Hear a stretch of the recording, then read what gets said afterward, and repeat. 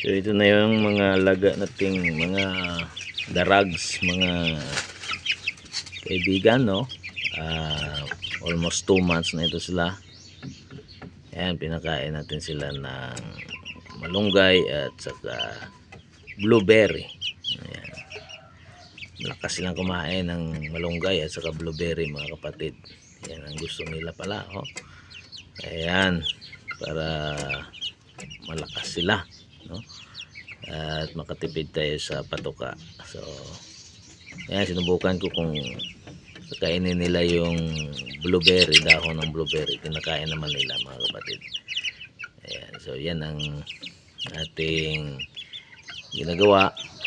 Pagkatapos na pinakain natin sila, binibigyan natin sila ng mga dahon. Ayan, para mayroon silang kaaliwan, mga kapatid, no.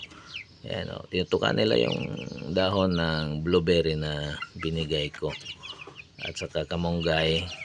Ayan, may ipil-ipil din yan, mga kapatid. So 3 klaseng dahon ang binigay ko, no, kamunggay, pilipil at saka dahon ng blueberry. Ayan, so para mamayang tanghali meron silang kakainin, no. Ayan, so busog pa yan sila, mga kapatid, pero mamaya pag nagutom yan, ubuson nila yan. Kasi papatupa ko lang, no? At ayan, mga kapatid, kita ninyo. So kung may mga alaga kayong darag at pakainin nyo ng ganitong mga klaseng dahon para mas lumakas ang kanilang immune system, mga kapatid.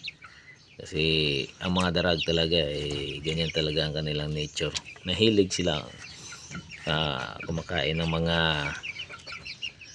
dahon, mga kapatid. Yan talaga ang kanilang gawain, mga kaibigan. So hanggang dito muna tayo. Susunod naman, mga kapatid, turuan ko kayo kung anong pinapakain ko sa aking mga darag.